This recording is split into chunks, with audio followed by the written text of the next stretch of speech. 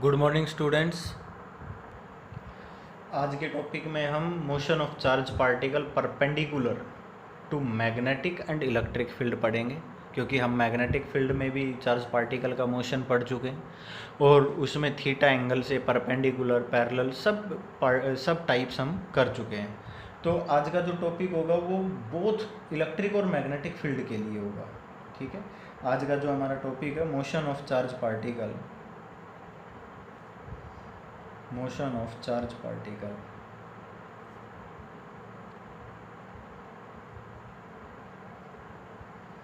In perpendicular to both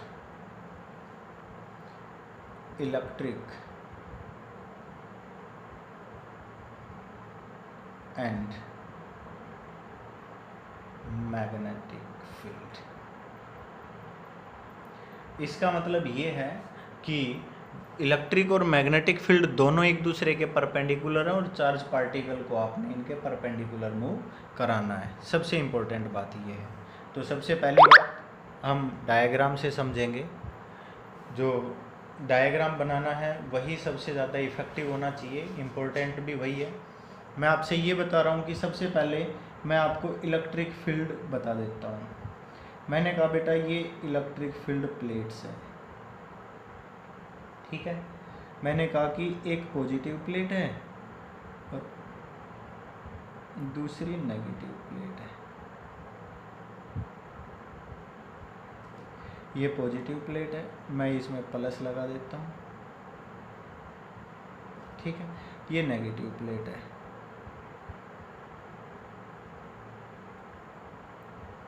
आ गया समझ में? अब मैंने ये दोनों प्लेट लगा दी, तो इसका मतलब क्या है कि इलेक्ट्रिक फील्ड हम दिखा देते हैं यहाँ पर। इलेक्ट्रिक फील्ड की डायरेक्शन अलोंग एक्स एक्सिस हो गई भाई, ठीक है। ये एक्स एक्सिस है। अब मैंने क्या कहा, मैं ये कहता हूँ कि यहाँ पर मैं एक सोर्स रख देता हूँ। ये क्या है हमारे पास, एक सोर्स, और यहाँ मैं स्लिट लगा देता हूँ सोर्स के जस्ट सामने। स्लिट का मतलब एक गैप है। इस सोर्स से पॉजिटिव चार्ज पार्टिकल बाहर निकला v वेलोसिटी से, और स्लिट से निकलने के बाद इन दोनों प्लेट्स के बीच में एंटर कर गया। जैसे ही ये चार्ज पार्टिकल v वेलोसिटी से बाहर निकला, इलेक्ट्रिक फील्ड में जाएगा तो इलेक्ट्रिक फील्ड क्या करेगा, इसको फील्ड की डायरेक्शन में मूव कराएगा, क्योंकि पॉजिटिव चार्ज पार्टिकल है। तो इस पर एक परपेंडिकुलर फोर्स लगेगा, और परपेंडिकुलर फोर्स लगेगा तो क्या होगा भाई, ये इलेक्ट्रिक फील्ड की डायरेक्शन में मूव कर जाएगा। हमने क्या कहा, इस डायरेक्शन में जो फोर्स लगा है वो क्या है, एफ। समझ आ गया? हम क्या कहेंगे, व्हेन पार्टिकल, पहला पॉइंट ही बता रहा हूँ मैं, when particle enters perpendicular to electric field, then Fe is equal to Q into E, acts perpendicular। जो फोर्स लग रहा है वो इसके मोशन परपेंडिकुलर टू मोशन, उसके मोशन के परपेंडिकुलर लगा, and it cover parabolic path. समझ आ गया? Due to electric field. ये तो पहला पॉइंट हो गया, क्लियर है। अब हमने ये कहा कि जो हमने इलेक्ट्रिक फील्ड लिया है इसके परपेंडिकुलर में मैग्नेटिक फील्ड ले लेता हूं। ये भी समझ लीजिए। मैंने कहा यहाँ पर जो मैग्नेटिक फील्ड है ना, वो परपेंडिकुलर इनवर्ड टू पेपर है, क्योंकि मैंने क्या लगाए हैं, क्रॉस क्रॉस लगाए हैं। देखो ध्यान से,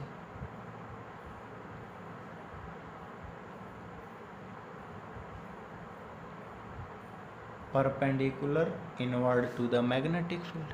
हमने क्या कर दिया कि यहाँ पर क्रॉस क्रॉस लगा दिए। इसका मतलब मैग्नेटिक फील्ड परपेंडिकुलर इनवर्ड है, बी की डायरेक्शन। ये मैग्नेटिक फील्ड हो गया। अब परपेंडिकुलर इनवर्ड है, तो इनवर्ड का मतलब क्या हो गया भाई, इनवर्ड के लिए तो हम एरो अंदर लगाते हैं ना, तो बी वाई हो गया। माइनस ऑफ बी वाई हो गया, मतलब नेगेटिव डायरेक्शन में है वाई एक्सिस। ठीक है कि नहीं? अब ध्यान से देखो, या जेड डायरेक्शन आप कह सकते हो, वाई अगर आप यूँ ले रहे हो तो ये क्या हो गया, z direction, inward perpendicular inward और perpendicular outward to the paper. समझ आ गया होगा? अब ध्यान से समझिए, अगर मान लीजिए ये क्रॉस लगा हुआ है तो हम क्या कहेंगे भाई, अब मैग्नेटिक फील्ड, भाई v वेलोसिटी से पार्टिकल इसमें एंटर कर रहा है, v क्रॉस b, थंब किधर जा रहा है, लेफ्ट, मीन्स यहाँ से इस पर जो फोर्स लगा वो कहाँ लगा भाई, लेफ्ट डायरेक्शन में लगा। कहाँ लगा भाई, लेफ्ट डायरेक्शन में। और ये क्या हो गया, एफ बी हो गया कि नहीं हो गया? मतलब हम क्या कहेंगे, when Q enters perpendicular to magnetic field, then FB is equal to QVB acts perpendicular to motion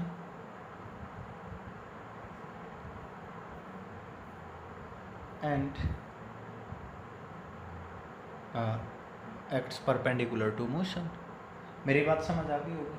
तो मैं आपसे ये बताना चाहता हूँ कि अगर इलेक्ट्रिक और मैग्नेटिक फील्ड दोनों परपेंडिकुलर हैं, ठीक है, और कोई चार्ज पार्टिकल उसमें एंटर करना चाहता है, तो इलेक्ट्रिक फील्ड की वजह से ये पार्टिकल राइट साइड जा रहा है, मैग्नेटिक फील्ड की वजह से कहाँ जा रहा है, लेफ्ट साइड।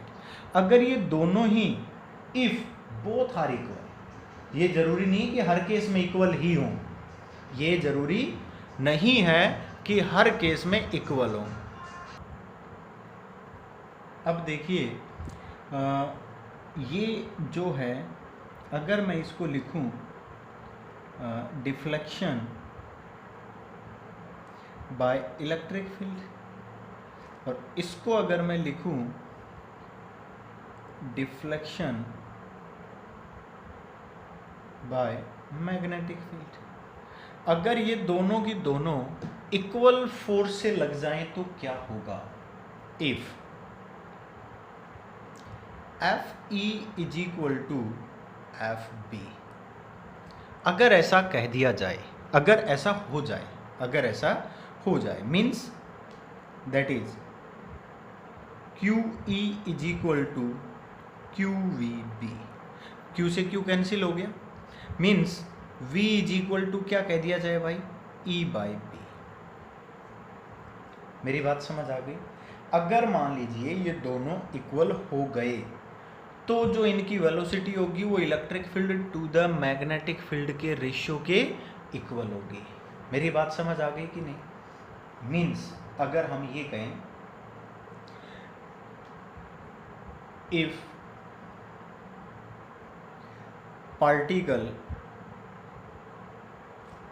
moves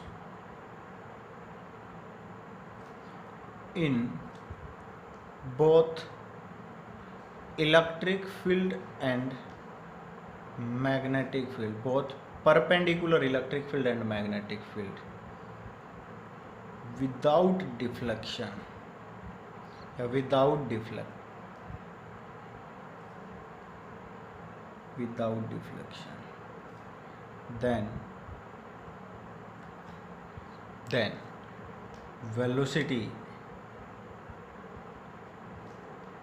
of, ये चार्ज पार्टिकल है, कोई भी पार्टिकल नहीं है भाई, charge particle is the ratio of electric field to magnetic field. समझ आ गया?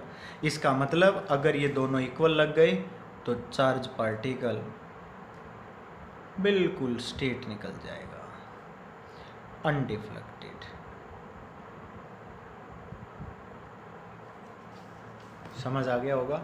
ये चार्ज पार्टिकल बिल्कुल इसमें सीधा चला जाएगा बिना डिफ्लेक्शन के। समझ आ गया भाई? अब मैं आपको बता देता हूँ कि अगर ऐसा हुआ तो इस अरेंजमेंट को, मतलब ये जो चार्ज पार्टिकल की बीम बिना डेविएट हुए सीधी जा रही है, तो इस तरह के अरेंजमेंट को वेलोसिटी सेलेक्टर कहा जाता है। समझ आ गया? देन दिस अरेंजमेंट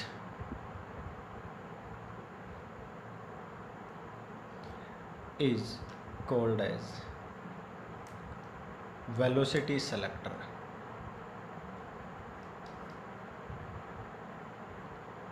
और इसका दूसरा नाम भी है velocity filter.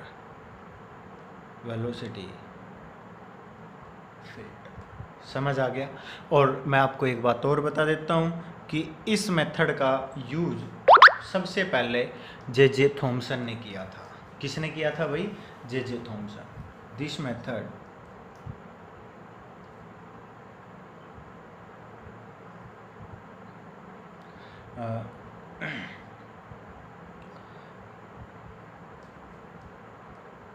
is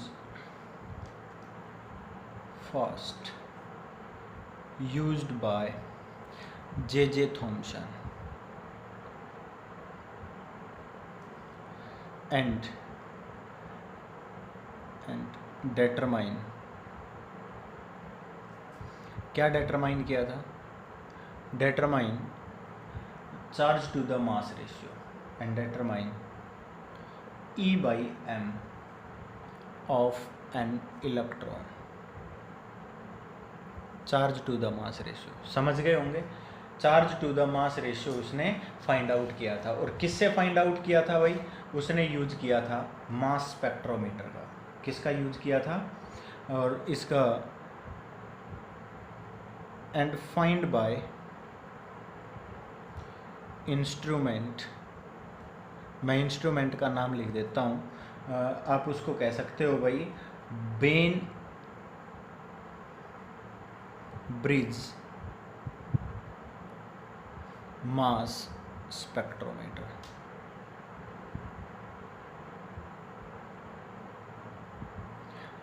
Ben bridge mass spectrometer से अब उसने यूज किया था। समझ आ गया होगा भाई? तो ये मोशन ऑफ चार्ज पार्टिकल है that is perpendicular to both electric and magnetic. ठीक है भाई? इसको वेलोसिटी सेलेक्टर के अंदर, वेलोसिटी सेलेक्टर की तरह भी इसको यूज़ किया गया था, क्योंकि आप किसी भी पार्टिकल को एक स्टेट डायरेक्शन में भेजना चाहते हैं तो उसकी velocity electric ratio of electric field to the magnetic field होगी। अगला पॉइंट, ये अगर आप पढ़ना चाहते हो तो मैं आपको बता देता हूँ, ये है केवल और केवल आईआईटी पर्पज़ के लिए। काफ़ी अच्छा, काफ़ी इम्पोर्टेंट है कि अगर मान लीजिए जो पीछे हमने केस पढ़ा था, अगर आपसे ये कह दिया जाए व्हेन, मैं यहाँ लिख देता हूँ for only IIT and PMT, उसमें पूछ लिया जाता है। तो ये थोड़ा सा समझना है आपने, थोड़ा अलग तरीके का है, पर है वही, इसमें इलेक्ट्रिक और मैग्नेटिक फील्ड दोनों का यूज किया गया है।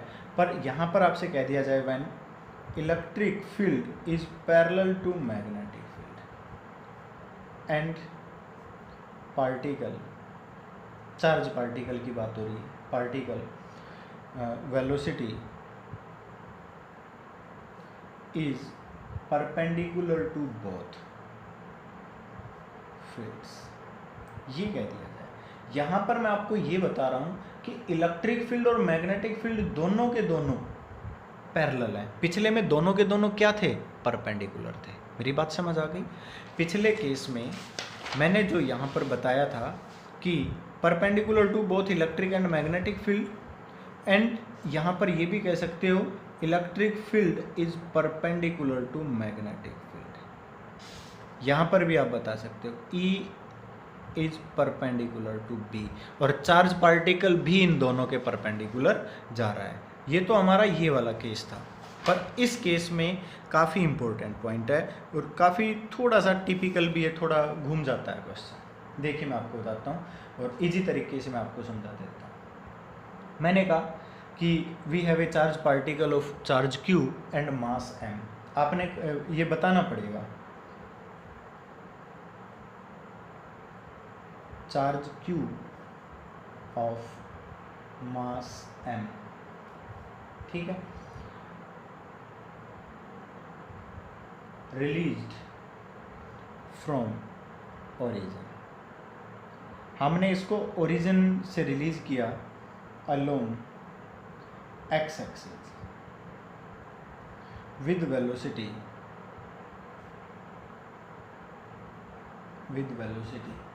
v not. समझ आ गया? देन अगर हम वेलोसिटी को वेक्टर के टर्म में लिखेंगे तो v नॉट इंटू आई लिख दूंगा, क्योंकि मैंने इसको बता दिया कि एक्स एक्सिस में भेजा है। क्लियर है? अब इलेक्ट्रिक और मैग्नेटिक फील्ड पैरेलल हैं तो इनकी भी कोई भी एक्सिस बता देते हैं। मैं कह देता हूँ and electric field and magnetic field acts along y axis. इन दोनों को मैंने कहाँ बता दिया? वाई एक्सिस में बता दिया। मैंने इन दोनों को वाई एक्सिस में बताया तो इनकी वैल्यू के साथ लिख देता हूँ E is equal to e nought j and B is equal to b nought j. दोनों के दोनों किस में हो गए भाई? वाई एक्सिस में हो गए। तो ये भी बताना जरूरी था, ये भी दोनों बता दिए, दोनों के दोनों वाई एक्सिस में है। अब आप एक बात बताइए, मैंने क्या कहा? देखिए ध्यान से, ये भाई वाई एक्सिस है, मतलब मैं क्या कहूँगा? Electric field and magnetic field दोनों के दोनों वाई एक्सिस में है। पार्टिकल को ओरिजिन से एक्स एक्सिस में भेजा है v नॉट वेलोसिटी से, पार्टिकल एक्स एक्सिस में भी जा रहा है। अब एक बात ध्यान से देखना, अगर यहाँ पर इलेक्ट्रिक फील्ड को अपवर्ड डायरेक्शन में मतलब वाई एक्सिस में यूं बताया गया है, चार्ज पार्टिकल ऐसे जा रहा है, तो चार्ज पार्टिकल पर क्या होगा? इलेक्ट्रिक फील्ड अपना फोर्स लगाएगा। कहाँ लगाएगा? In the direction of electric field. मतलब ये चार्ज पार्टिकल तो मेरे हिसाब से तो ऐसे जाना चाहिए। बोलो जाना चाहिए कि नहीं? अगर चार्ज पार्टिकल यूं जाएगा, क्योंकि अभी अभी तो पढ़ाया था हमने परपेंडिकुलर लगाएगा भाई, अगर ये इस पर परपेंडिकुलर फोर्स लगा रहा है तो इलेक्ट्रिक फील्ड की वजह से तो पैराबोलिक पाथ कवर करेगा। मतलब मैं आपसे ये कह देता हूँ, if electric field acts along y-axis, then charge particle also accelerate along y-axis. If E acts along y-axis, then Fe is equal to charge particle का चार्ज कितना था? Q, और इलेक्ट्रिक फील्ड कितना है? E। बोलो लगेगा कि नहीं? Acts along y axis. बोलो लगेगा कि नहीं? अगर वाई एक्सिस में लगेगा तो हम क्या कहेंगे? Q E is equal to M A, और एक्सेलरेशन कौन से एक्सिस में हो जाएगा? वाई एक्सिस में हो जाएगा। यहाँ से अगर आप ध्यान से देखो तो ए वाई निकाल दूँ भाई, ए वाई निकाला तो हमारे पास क्या आ गया बेटा? Q E upon M. Clear है? यहाँ चार्ज पार्टिकल E की वैल्यू क्या है हमारे पास? मेरे हिसाब से E नोट ले रखी है हमने, देखो E नोट आई, E नोट जे लिखा हुआ है, तो E हमारे पास कितना है? E note. यहाँ तक क्लियर है? ए वाई आ गया। क्लियर है? अब ये तो पहला केस था। सेकंड केस में मैं ये कहूँगा मैग्नेटिक फील्ड भी चार्ज पार्टिकल की वेलोसिटी के परपेंडिकुलर लग रहा है। तो देखिए, if B acts perpendicular to V, अगर B परपेंडिकुलर एक्ट कर रहा है वेलोसिटी के, ध्यान से समझिए, V of Q charge particle की जो वेलोसिटी है उसके परपेंडिकुलर एक्ट कर रहा है, तो आपको पता है कि ये किस में घुमाएगा? सर्कुलर पाथ में घुमाएगा। Then it circulate the charge particle. अब बताओ ये कौन से एक्सिस में लग रहा है? वाई एक्सिस में। कौन से प्लेन में घुमा देगा? एक्स जेड में घुमा देगा कि नहीं? Along X Z plane. ये इसको सर्कुलेट कौन से? भाई मान लो आपका, जैसे कि हम क्या कहते थे कि मान लीजिए इनवर्ड है, चार्ज पार्टिकल को भी वेलोसिटी से यूं घुमाया। इनवर्ड कौन सा? जेड एक्सिस था, ठीक है, तो किस में? वाई एक्स वाई में घुमाएगा ना, यूं घुमाएगा फिर आप उसको चार्ज पार्टिकल को। जैसे कि आपने यूं कहा था कि भाई हमने इसके परपेंडिकुलर ऐसे भेज दिया तो यूं परपेंडिकुलर ऐसे घुमा रहा था, जो स्प्रिंग बना रहा था, हेलिकल पाथ की जो बात कर रहे थे। समझ आ गया? तो हम क्या कहेंगे कि जो रिजल्टेंट पाथ होगा पार्टिकल का वो क्या होगा, सर्कुलेट होगा बट हेलिक्स बनाएगा, क्योंकि ये क्या जा रहा है, अलग एक्सिस में भी तो जा रहा है। हमने V naught velocity X axis में दी है, ये एक्स जेड प्लेन के अंदर जा रहा है, तो हम क्या कह देंगे, the resultant path of the particle is a type of helix with increasing pitch. समझ आ गया? Then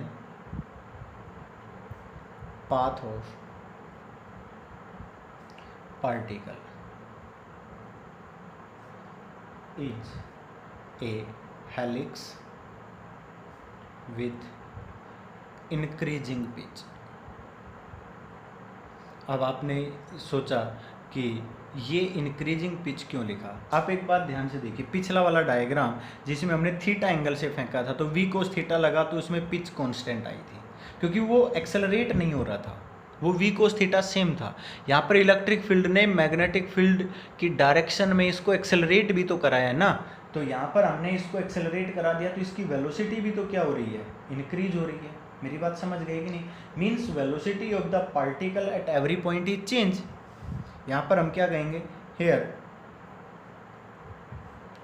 velocity of particle at every point is change। अगर आप चेंज की बात कह रहे हो तो वेलोसिटी को क्या कहोगे भाई, हर टाइम के हिसाब से वेलोसिटी चेंज हो रही है, तो हम क्या कहेंगे, V X I plus V Y J plus V Z की। बोलो कहोगे कि नहीं? अब आप वेलोसिटी की बात करते हो, भाई वी एक्स की वैल्यू भी हर जगह चेंज, ये वी वाई की वैल्यू भी हर जगह चेंज हो रही है, क्योंकि एक्सेलरेट भी तो हो रहा है। तो हम क्या कह देंगे, अगर हम कहें वी वाई की वैल्यू निकालें तो वी वाई को हम क्या कह देंगे भाई, you T plus half A T square. बोलो कहेंगे कि नहीं? मान लीजिए आप इनिशियल जीरो भी लेकर चल रहे हो, V is equal to U plus A T भी बताते हो, तो इनिशियल अगर आपने वाई एक्सिस में जीरो ली, ठीक है, क्योंकि आपने तो पार्टिकल को कहाँ फेंका था, एक्स में फेंका था, वाई में तो फेंका ही नहीं। अगर आपने एक्स में फेंका था तो आप क्या कहोगे, U Y plus A Y T. Initially अगर आप U Y is equal to zero put करते हो, ए वाई की वैल्यू आपने ले रखी है Q E naught by M. बोलो ले रखी है कि नहीं? अगर ये वैल्यू पुट करते हो तो आपके पास वी वाई क्या आएगा, क्या जाएगा भाई, Q A naught by M into क्या हो जाएगा, टी। ठीक है, वी वाई आ गया आपके पास। ये हमने वाई एक्सिस निकाल दिया, अब वाई एक्सिस पर वेलोसिटी निकाल दी। अब बात करते हैं एक्स एक्सिस और जेड एक्सिस की। अब मैं आपको बताता हूँ, जब ये एक्स जेड प्लेन में घूम रहा है, इसका मतलब मैं यहाँ पर ये कह देता हूँ कि यहाँ पर अगर हम लिखेंगे तो वी एक्स स्क्वेयर, सॉरी अलग से लिख देता हूँ, and V X square plus V Y square is equal to क्या लिख देता हूँ, V naught square. V naught उसकी वेलोसिटी है, समझ आ गया, जो मैग्नेटिक फील्ड की वजह से है। तो हमने क्या कह दिया, ये हमेशा क्या रहेगी बेटा, कांस्टेंट। क्यों? क्योंकि ये इसकी वेलोसिटी को एक्सेलरेट थोड़ी कराएगा, ये तो केवल उसकी डायरेक्शन को बदलेगा, एक्स जेड प्लेन के अंदर बार बार घुमाता रहेगा। मेरी बात समझ गए? मतलब हम क्या कहेंगे कि if theta is equal to omega T लेते हैं, और ओमेगा को हमने क्या कह दिया, एंगुलर वेलोसिटी, वो क्या होती है बेटा, B Q by M into T. क्योंकि ये हम पहले भी पढ़ा चुके हैं आपसे कि जो ओमेगा एंगुलर वेलोसिटी पहले भी निकाला था चार्ज पार्टिकल के लिए, तो ओमेगा की वैल्यू क्या आई थी हमारे पास, b into q by M into t. पिछला टॉपिक खोल कर देख लीजिए, वहाँ पर हमने पुट किया हुआ है। और हम अगर वी एक्स की बात करें तो हम क्या कहेंगे भाई, वी नॉट कोस थीटा, और वी वाई की बात करें तो क्या कहेंगे भाई, V naught into sine theta. यही होते हैं। थीटा की वैल्यू पुट कर सकते हो तो ये क्या हो जाएगा, V naught cos B Q by M into T. ये क्या हो जाएगा, V not sine B Q by M into T. समझ आ गया होगा। अब हम क्या कहेंगे भाई, अगर हम वेलोसिटी टाइम पीरियड के अलोंग निकालते हैं, वी ऑफ ये फंक्शन ऑफ टाइम पीरियड के टर्म में निकालते हैं, तो वेलोसिटी आ जाएगी हमारे पास, वी एक्स की वैल्यू है ये लिख रखी है, इंटू आई लिख देंगे, क्या हो जाएगा भाई, V naught cos of B Q by M into T I plus, अब वाई एक्सिस, ये सॉरी ये जेड एक्सिस के अलोंग थी बेटा, वाई के अलोंग नहीं थी, ये जेड के अलोंग है, क्योंकि एक्स जेड प्लेन में थी ना, तो ये जेड के अलोंग है। अब वी वाई की वैल्यू क्या है हमारे पास, q e nought by M into t j plus v not sine of B Q by M into t k. समझ आ गया, ये हमारी क्या आ गई भाई, वेलोसिटी आ गई हर पार्टिकल की। अब अभी भी अगर मान लीजिए आपको समझ नहीं आया तो मैं आपको एक्स जेड प्लेन का एक डायग्राम बनाकर समझा देता हूँ। जैसे कि आपने ये कहा, ये आपके पास एक्स एक्सिस है, ये वाई एक्सिस है, और ये हमारे पास क्या है, जेड एक्सिस। पार्टिकल यूँ घूम रहा है, पार्टिकल ऐसे घूमा, अब ये पार्टिकल ऐसे घूमेगा, तो अगर मान लीजिए ये आपके पास जेड एक्सिस है, पार्टिकल अगर एक्स जेड में ऐसे घूम रहा है, ये यूँ ऐसे यूँ घूम के जाएगा ये ऊपर की तरफ, ठीक है। अब ये जैसे ऊपर की तरफ घूमेगा, तो हमने कहा कि इनिशियली मान लीजिए अगर इस पॉइंट पर हम ये कह देते हैं कि यहाँ पर वेलोसिटी का कंपोनेंट बन रहा है, ये है वी नॉट, ठीक है। तो हम क्या करेंगे, यहाँ एक्स के साथ और जेड के साथ ये कंपोनेंट बना लेंगे परपेंडिकुलर डालकर।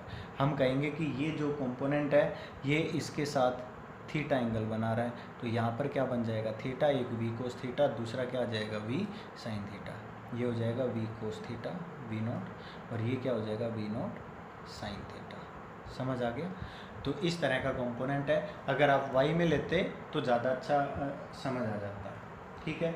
अब इस तरह से आपके पास क्या आ गई भाई, हर पॉइंट पर वेलोसिटी आ गई। इसी तरह आप किसी भी इनका पोजीशन वेक्टर भी फाइंड आउट कर सकते हो। अगर पोजीशन वेक्टर फाइंड आउट कराया जाए टी टाइम के बाद, तो X I plus Y J plus Z के, और उसके लिए क्या करोगे, S is equal to U T plus half A T square वाली इक्वेशन लगा देना, जिसमें एक्सेलरेशन है, वरना आप सीधी वेलोसिटी इंटू टाइम वाली इक्वेशन लगा देना, इजीली सोल्व हो जाएगा। समझ आ गया भाई। तो आप इसको एक बार अच्छे से पढ़ना। अगले लेक्चर में हम साइक्लोट्रॉन पढ़ाएंगे, और साइक्लोट्रॉन में इलेक्ट्रिक और मैग्नेटिक फील्ड एक दूसरे के परपेंडिकुलर होते हैं, तो जो परपेंडिकुलर वाला टॉपिक है वो आपने बहुत अच्छे से पढ़ना है। ये टॉपिक केवल और केवल आईआईटी और पीएमटी के लिए है। Thank you.